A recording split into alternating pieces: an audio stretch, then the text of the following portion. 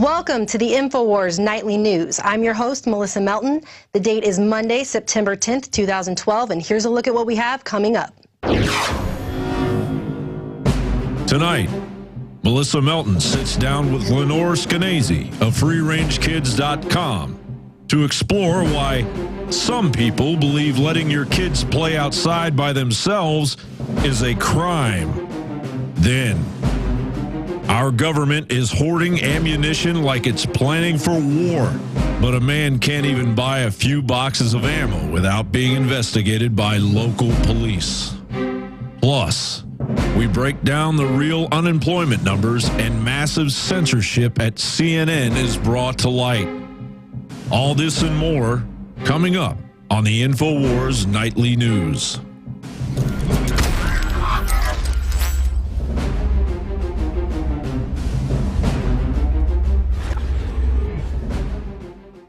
Our first story tonight, a man is being investigated by police for buying a couple of boxes of ammunition at his local gun shop.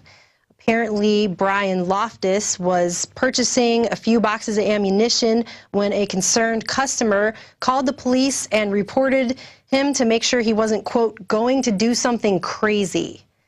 After police left Brian Loftus's residence, he put up this video on YouTube. As someone that has sworn an oath to defend the Constitution like I have, and these officers have, they have to wonder, how many people are they going to call? They're going to call their brother-in-law next time he goes to buy some ammunition? Or their brother or sister or son? I mean, where does it end? We're supposedly in a free country, and I've committed no crime and have no record. And, I shoot that amount of ammunition on a good weekend at the range, so why are they calling me to make sure that I'm not going to do something crazy?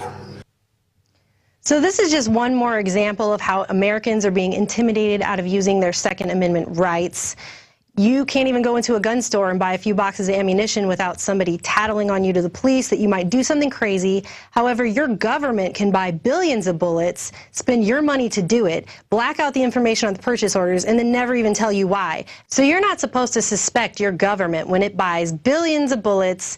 That's not a terrorist act. You're supposed to suspect the guy down the street when he buys a couple of boxes for shooting off at a firing range. And this just goes to show you how they're trying to perpetuate this idea that we're all terrorists, every single one of us.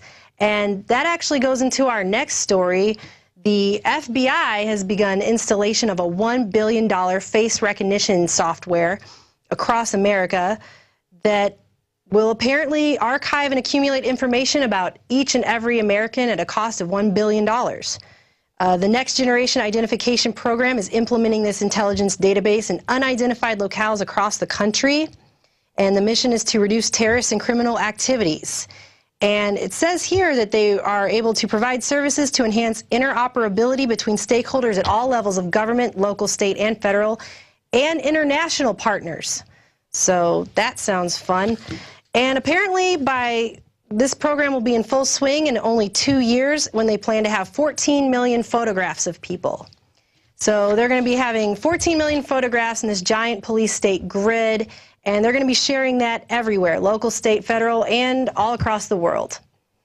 So the government wants to perpetuate this idea that anybody can be a terrorist, we're all terrorists, when if you actually look behind it at the real truth, every single terrorist attack has pretty much been perpetuated by our government.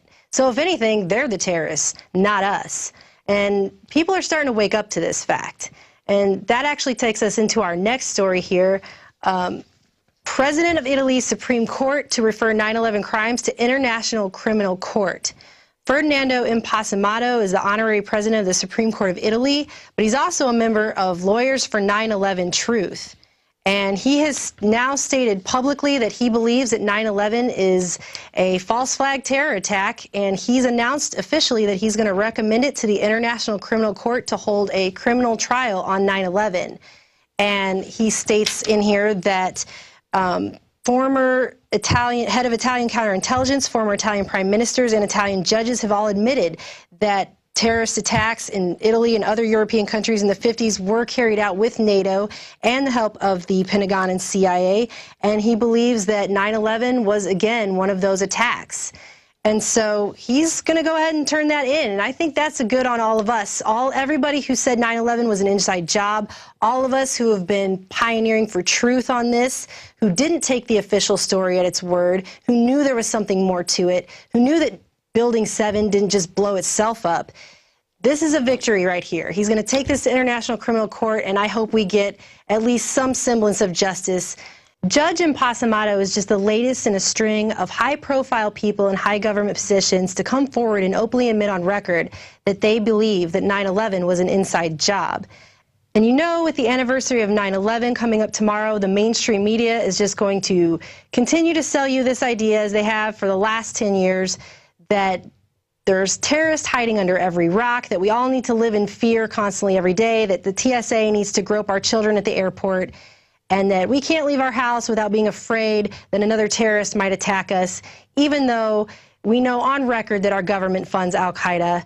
And basically the bottom line is this was a false flag attack. It was orchestrated by our government, the whole entire war on terror, just to strip us of our rights and freedoms so they can preemptively attack other countries for empire building. So now we're going to move on to a special report from Aaron Dykes, who traveled to Germany, the birthplace of the Illuminati. And the amount of symbolism embedded in that society will astound you. We go now to that report.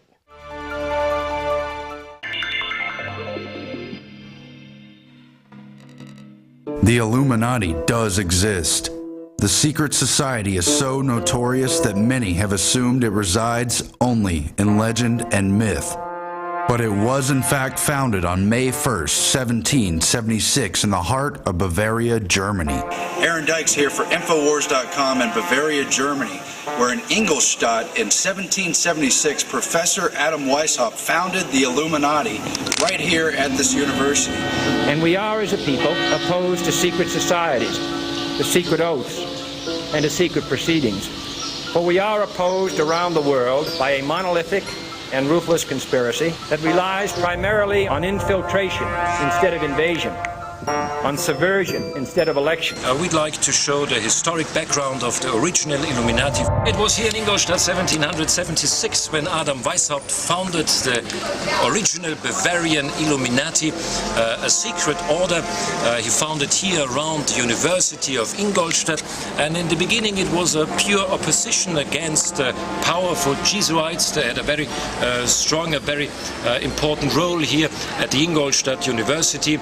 Of course, they were trying to keep the power for the church. They were trying to avoid the modern science. They didn't allow the modern science to be taught at the Ingolstadt University. The original documents of the Illuminati are preserved at the State Museum. Oh, look, Aaron. Toten Maske von Johann Adam Weishaupt. It's the death mask.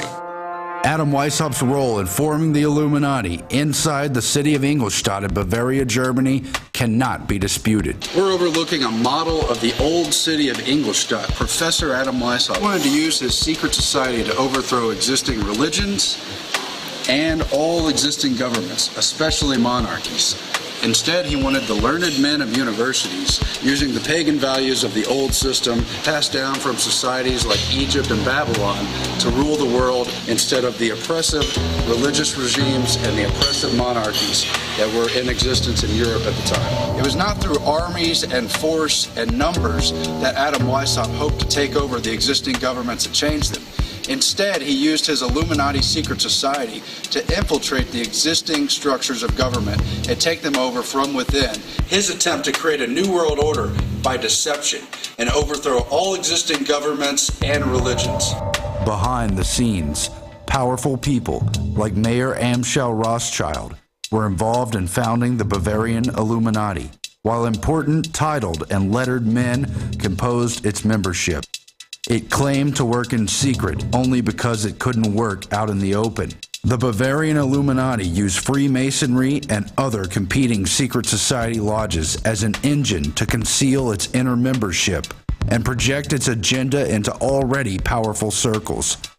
Degrees of the Illuminati structure were adopted into many Masonic traditions, creating an effective venue for recruitment and control. Weishaupt himself took over key lodges in neighboring Munich and other parts of Bavaria. making the Lodge St. Theodore the de facto headquarters of the Illuminati. From that point, membership swelled and the group's allies spread across Europe. I'm standing in the old city of Munich, not far from where Adam Weishaupt's headquarters for the Illuminati was found. It was the Lodge Theodore, also known as the Lodge St. Theodore Albon Council. Now that lodge is nowhere to be found on the internet, although we know it's here somewhere in the old city. A lot of that old city was destroyed in World War II, but very suggestive is the church behind me that bears the all-seeing eye atop of it, the blazing emblem of the all-seeing eye with the triangle. By 1784, the Bavarian Illuminati had officially been exposed. The member list and the agenda had been found on a messenger killed when he was struck by lightning, and the monarchs in Bavaria had the list and shared it with other monarchs. The ruler of Bavaria, Karl Theodor, outlawed the secret society, banished Adam Weishaupt, and the other leaders scattered. Weishaupt himself avoided persecution under the protection to the end of his life by fellow Illuminist Duke Ernst of Saxe-Coburg-Gotha. Second in command to the Illuminati, Adolf Freiherr von Carnegie ostensibly disbanded the group known internally as those whose name had been cursed by posterity. The Illuminati was officially over in 1785, and Carnegie stepped down from his position. However, historians have conclusively found that von Carnegie simply revived the Illuminati under the guise of numerous reading societies, as Weishaupt had originally instructed. Weishaupt told his initiates, quote, "Conceal the very fact of our existence from the profane. If they discover us, conceal our real objective by profession of benevolence. If our real objective is perceived, pretend to disband and relinquish the whole thing, but assume another name and put forward new agents." This plan was carried out with precision. Top brass of the Illuminati, von Carnegie and Johann Joachim Christoph Bode, re-established the revolutionary organization under the guise of publishing houses that pushed for the printing of controversial Enlightenment literature, while operating behind the scenes via a clandestine inner circle that directed the agenda. These reading societies and publishing houses popped up across Europe and America. The German Union Publishing House operated on the Illuminati's home turf, while the Cercle Social, based in Paris, played a critical role in the French Revolution. Their work in France was to be the beginning of a global revolution to take over the entire world. The original Bavarian Illuminati went underground and faded from existence. But the true legacy of the Illuminati continues. It was the embodiment of a working model for secret government, cleverly concealed within existing institutions and perpetuated by the lure of its secret mysteries and ambitious aims. But those occultic religious trappings were just a mask for the real model of infiltration and domination. The real Illuminati continued in other secret groups working under other names. At their core, they were nothing more than private intelligence agencies who carried out their agenda through the positions of power held by their elite membership, bonded. Isn't it amazing how if you even mention the Illuminati, people call you a conspiracy theorist, and yet there it is, the all-seeing eye embedded everywhere in everything all the time. It's all around us.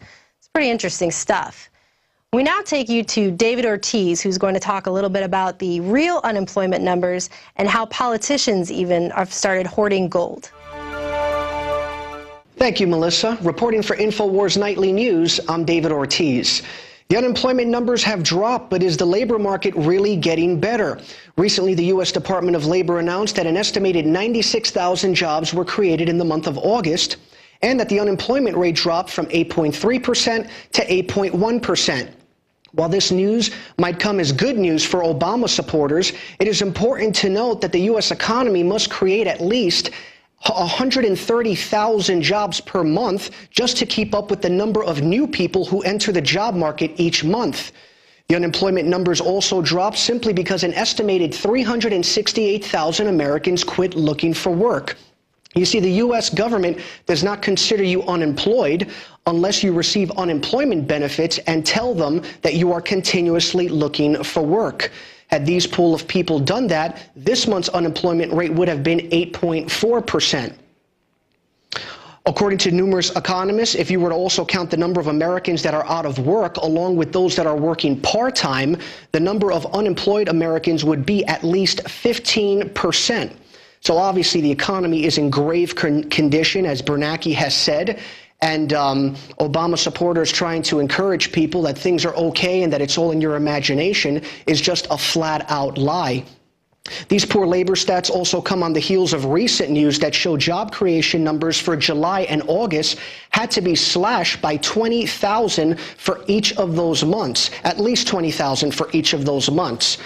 And while President Barack Obama is continuing to tout his economic record and tell the public that things are just dandy and fine, what are leaders in other countries doing? Well, simply investing in gold.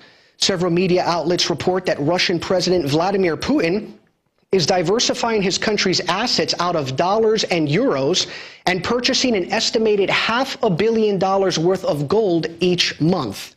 That's $500 million. Currently, 9% of Russia's reserves are held in gold, but that number is certain to increase.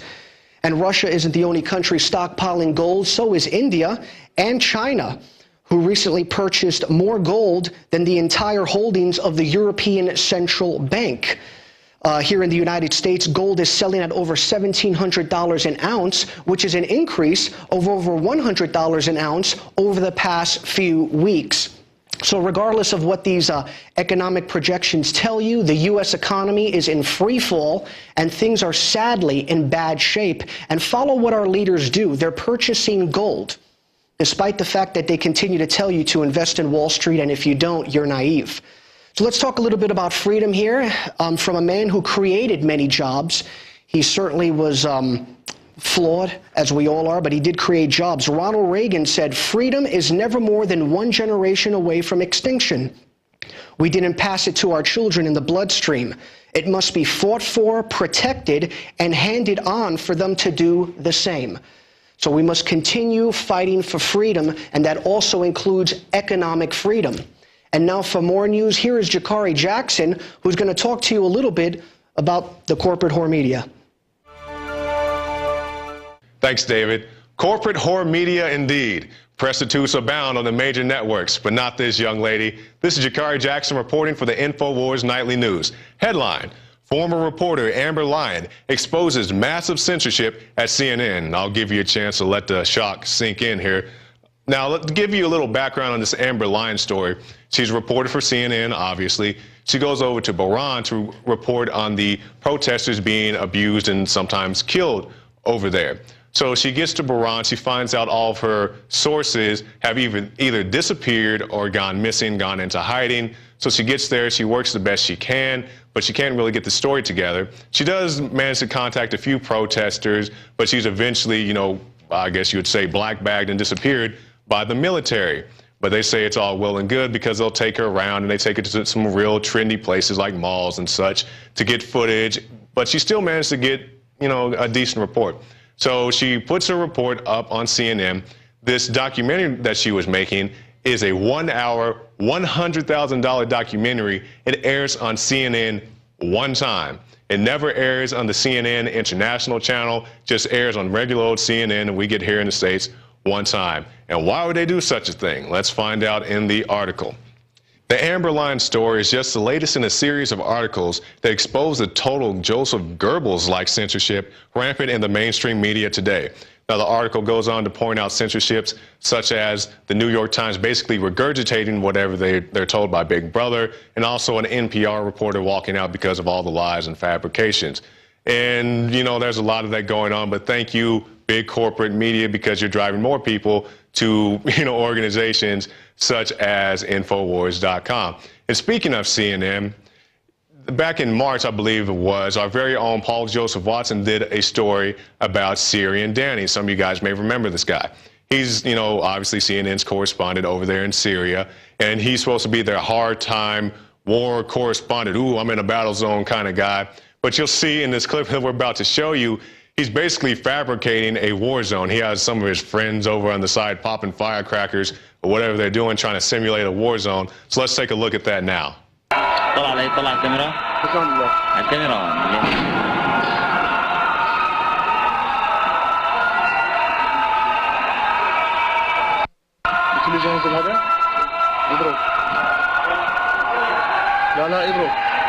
Okay, so we see there freedom in the press. Indeed, I guess freedom of the press also includes the freedom to make up the news. You see the guy hopping out the coffin like the Thriller and a bunch of other shenanigans, but hey, I guess that's how they like to do at CNN. Now we'll go now here to a quote from Amber Lyon. It's not the quote of the day, but as far as I'm concerned, it's just as good.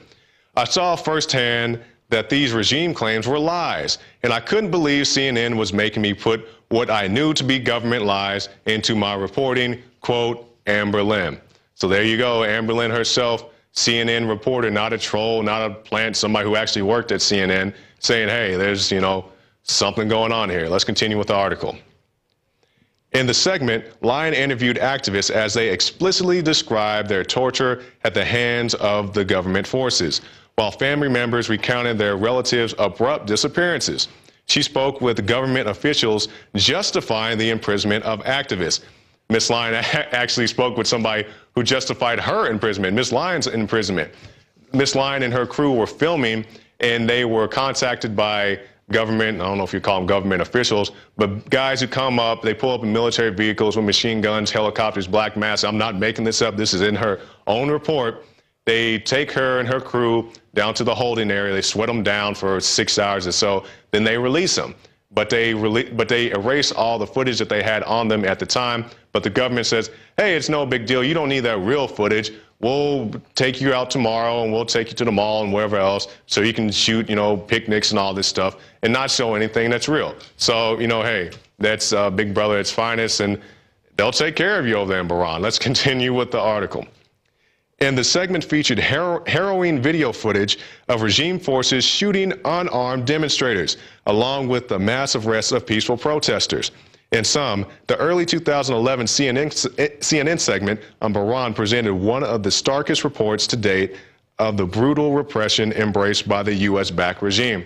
The U.S.-backed regime. Because I guarantee you, if this wasn't U.S.-backed, somebody from CNN would still be over there reporting what's really going on today. So we salute you, Amber Lyon, here from the InfoWars crew. You are not a prostitute, like many other people at CNN. So we salute you, and we hope to see more from you in the very near future. God bless you. And if you'd like to see more about Amber Lyon and her trials and tribulations, you can check out this report from The Guardian.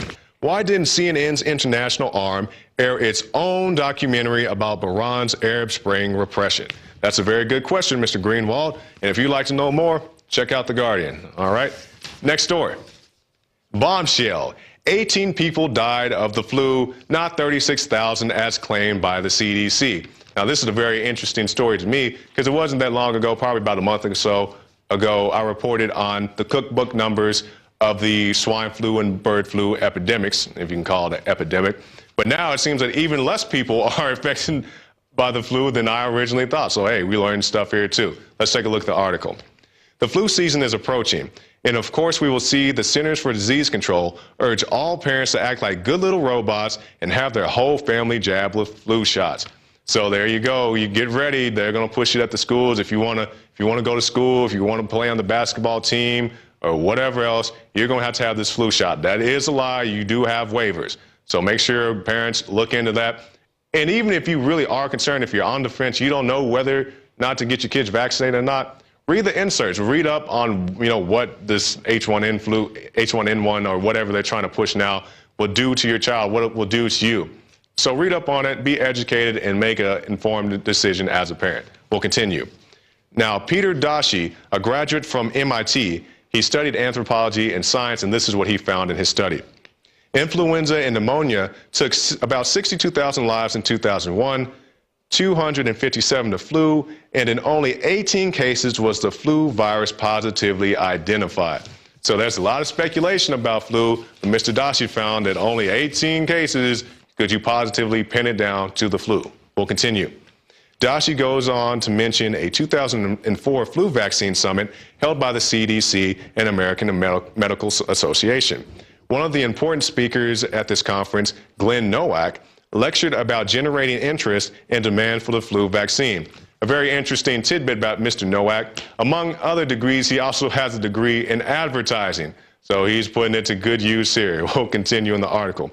Nowak said this demand occurs when medical experts and public health authorities state concern and alarm and predict dire outcomes and urge influenza vaccinations. There should be continued reports that influenza is causing severe illness and or affecting lots of people, helping foster the perception that many people are susceptible to the bad cases of influenza.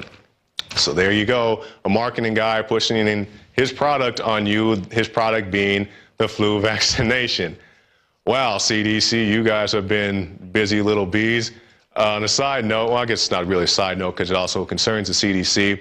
Mike Adams did a report this past weekend where he talked about how the CDC is trying to prepare people, of all things, a zombie invasion or attack or whatever you call it. This is not a joke. This is a very real report that Mike Adams did this past weekend. Now, to their credit, the CDC did have a decent job of trying to prepare people for, the supposed zombie attack. They say, hey, stock up on batteries and food and water and clean clothes and all this stuff. But the big oversight that Mike Adams points out is they don't give you any tips on how to prepare yourself as far as protection-wise. Now, if you read the article, Mike Adams says his preferred method of protection is a Borelli 12-gauge shotgun, which, hey, that works for me as well. But, hey, a shotgun may not be for you. I'm not one of those people telling you to go out and buy guns. If you're afraid you're going to shoot yourself or somebody else, don't go buy a gun. Don't go buy a gun because your neighbor got their house broken into. What's going to happen is the pizza man's going to knock on the wrong door and you're going to shoot him in the face. So don't do that. But have something to protect yourself. Don't wait for the National Guard or somebody to come rescue you. Protection for you may be a baseball bat. It may be a can of mace. A can of mace isn't going to stop a zombie. Could be a strategically placed butcher knife. Whatever works for you, go get that. And I'm ranting and rambling, and we have to go to break. So we'll go to break, and we'll come back with Melissa Melton and her interview with Lorraine Skenazy, editor of FreakRangeKids.com. And stop by PrisonPlanet.tv, get yourself a membership, or stop by the InfoWarsShop.com. Plenty of great products. We have books, DVDs, hats. We're even working on some jerseys right now, so stay tuned for that. And this is Jakari Jackson for the InfoWars Nightly News. Stay tuned.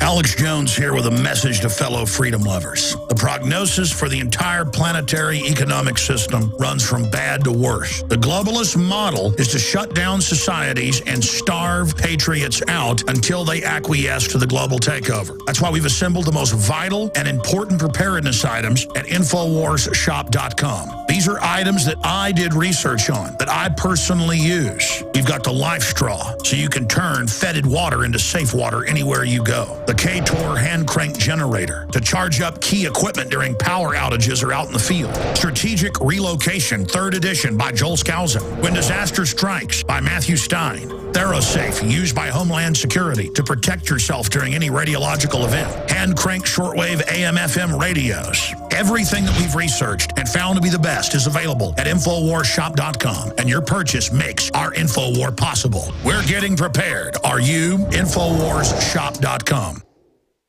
Sick of the globalist eugenicist control freaks adding poison to your water and laughing as you get sick and die? Start purifying your water with ProPure. My friends, I've done a lot of research, and the best gravity filter out there, bar none, is ProPure, and it's available discounted at InfoWars.com. Its filters are silver impregnated to prevent bacterial growth. There's no priming required. It's NSF 42 certified. Optional fluoride filters can reduce fluoride up to 95%. Easy to set up and use. Doesn't require electricity. Purify water from lakes, streams, ponds, and wells. This filter system leaves in beneficial minerals, which is key. Save money by not buying bottled water and avoid BPA that leaches from the plastic. ProPure is the best gravity-fed filter out there. It's what my family uses. InfoWars.com already has the lowest price on ProPure. But if you add the promo code WATER at checkout, you get an additional 10% off at InfoWars.com. You can also call to order 888-253-3139.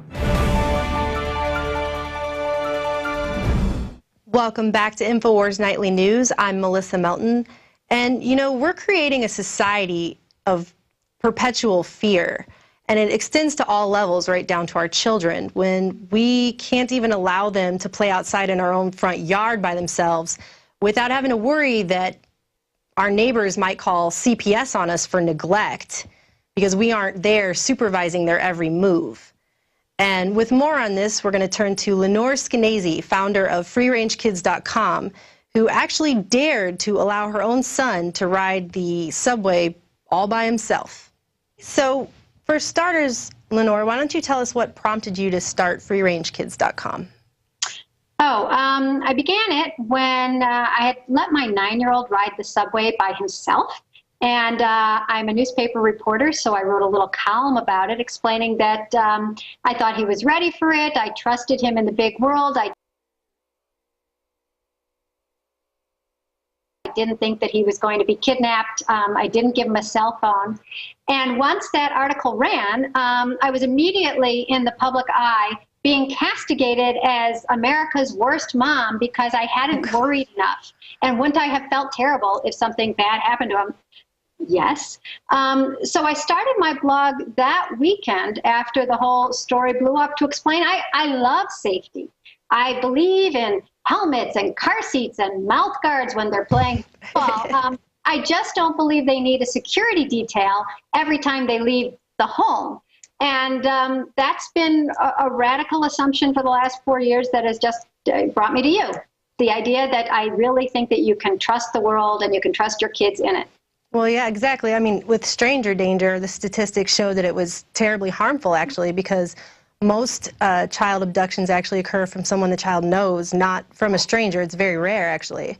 Stranger abductions are the rarest of crimes, and they say that over 90% of the crimes against children are committed by people they know, people that they're close to. So when we're telling kids to beware of strangers and actually locking them inside with, God forbid, their rotten relatives, I mean, it's almost like we've gotten it completely wrong. But people somehow feel compelled to distrust the outside world. The crime rate now is lower than when most of today's parents were playing outside. It's lower than it was, FBI statistics, than the 70s, 80s, or 90s. And so if your parents let you play outside, why wouldn't you let your kids play outside? It's this stranger danger thing that's almost been foisted upon us. And then it builds upon itself because then parents are afraid to let their children outside, and then... Oh, yes, you've got neighbors, right? You've got your neighbors calling the police on people for letting their kids play unattended in their own front yards, I read. So. Oh, my gosh, so many times. There's parents who've been called by the police. There was one guy who let his children play in a park. I think ages 9 and 6 or 10 and 6, something like that, for less than 2 hours. And he was picked up by the police and taken in as a negligent parent. I hear about people having this happen to them, I'd say at least once a week.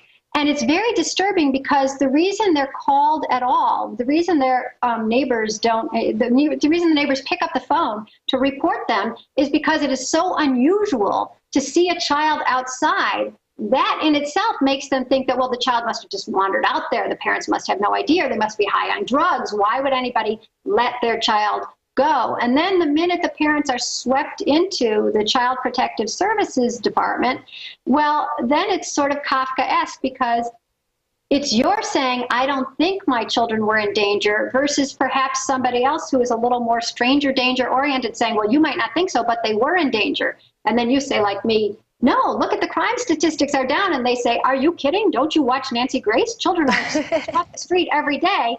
And so exactly. It's two perceptions of the world, and yours as the parent is discounted, and theirs as the authority has the authority. So they need to rely on the state. Well, what do you think this is maybe doing to our society, to have this perpetual state of fear we're raising these children in, to be afraid of everything all the time? I mean, you've got that in school, too, with the RFID tracking chips. And yeah, so many different things are becoming normal now. I had one lady write to me about the way that she has to sign her children in and out of vacation Bible school. I don't know why she was writing to me here at the end of the summer, but she was. And she was saying that she has to go in now and she has to have the child with her, and she has to sign a form to get into the school, and they have to check the form against her license to make sure she's not forging her own signature.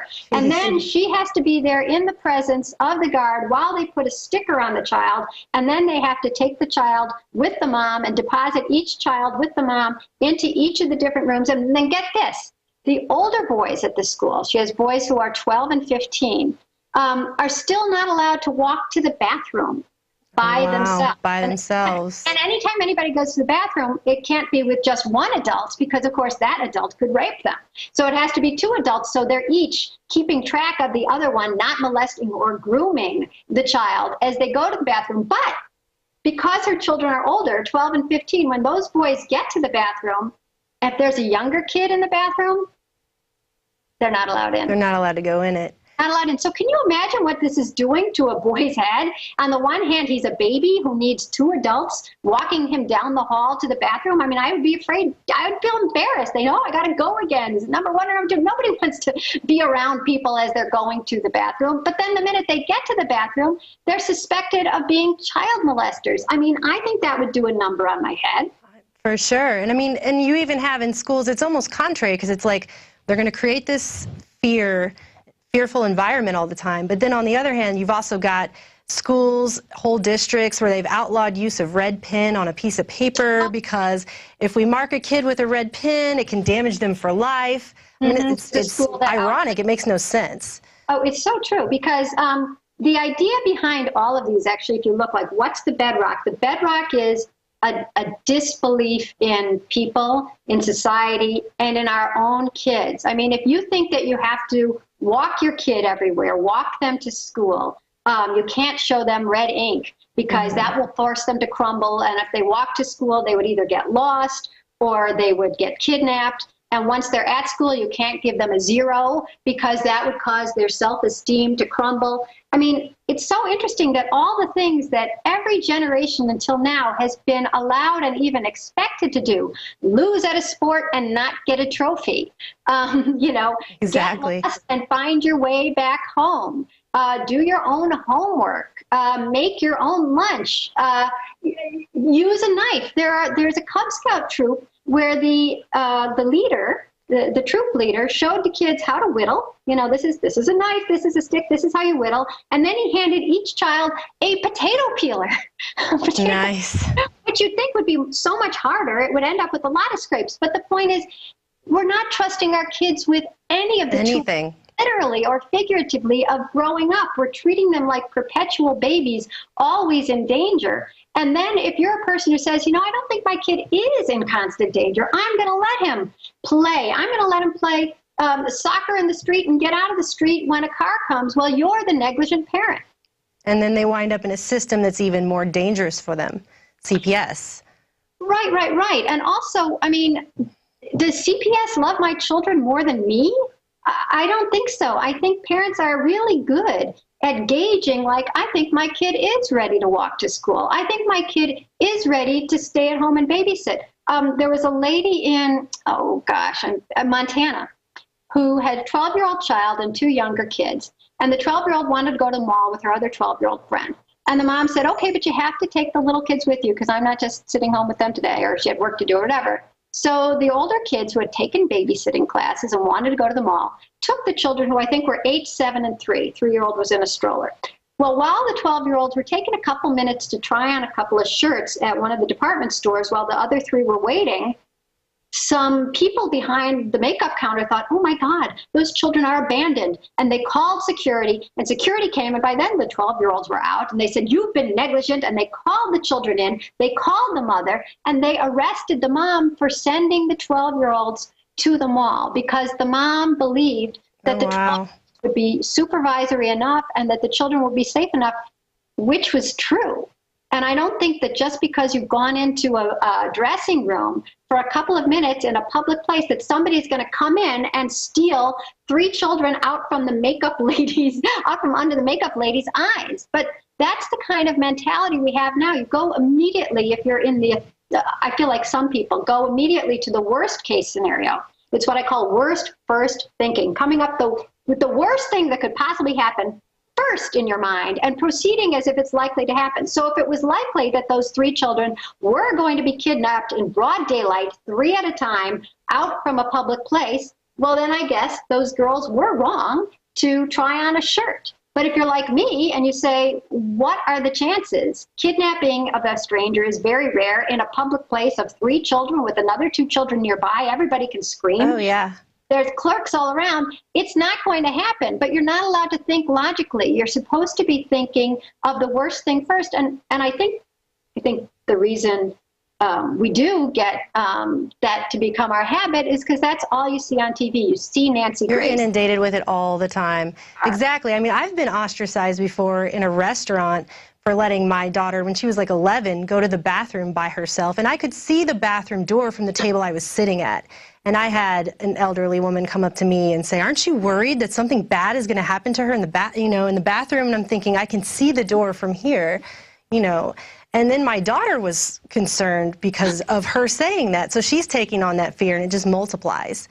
It does. And then the next time you're going to let her go, you're going to be thinking of 2 things. One is, oh, was that lady right? Because a seed has been planted. And 2, what if some lady like that calls the cops and says, this mother doesn't care? Or what if, you're at a mall. What if the mall cop comes and it's not Paul Blart? And he says, what are you doing letting them? I did a TV show called World's Worst Mom, which didn't end up airing in America.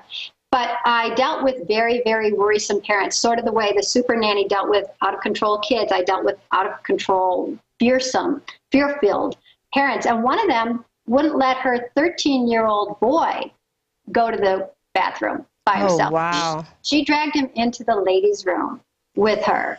And what I had You got to think what that's going to do to him instead. I mean, geez. The thing about these kids, there are parents who wouldn't let them walk to school past 6 houses or wouldn't let him go to the bathroom by himself. There was a mom who fed her 10-year-old because she didn't want him using a knife because he could hurt himself. And then besides, it's so much easier. Why don't I just feed you? And the thing about those kids is I'm not sure they're going to be permanently damaged. At some point, they will go off to college or their life and they will cut their food and they will go to the bathroom and mom won't be there. The thing is that while they're growing up that way, they don't want to upset their mom. They realize their mom is very worried for them. So they sort of live in enforced captivity. And what's sad about our society is how much every day we add to that captivity and say it's for the sake of our children. Of our safety, exactly. Well, it's for the sake of our nerves, but I don't think it's for the sake of our children. Well, you had mentioned earlier you're involved in some controversy. Do you want to talk about that a little bit? Yeah. So tomorrow I think I'll be in the newspapers because I'm starting a class on Wednesday here in New York City. Wednesday, September 12th. Feel free to come if you're around. It's a new class. It's in Central Park. It's for children ages 8 to 18, and it's called I Won't Supervise Your Kids. And that's it. They gather together at one spot, and I say hi to them, and I have them introduce each other. And I collect checks from their parents for $350 because this is a very valuable class. And I want people to realize it because what the kids then get is nobody else watching them. No parents, no coach, no teacher. They have to figure out what to do. They have to figure out a game to play. They have to decide the rules. They have to make the teams fair. And it's all these things that I know my kids are not even particularly good at. It's the work of childhood that we've taken away from them, again, in our fear, like, oh, they can't handle being by themselves. They might get common sense, though. They might grow up a little. They might make the teams fair. They might get a little socialization. They might have to wait their turn instead of me, the mom, saying, oh, take another, because I don't care if I ever get to bat. So I just keep giving them the pitches. Well, not with kids. Kids say, go to the back of the line. That was 3 strikes. Go to the back of the line.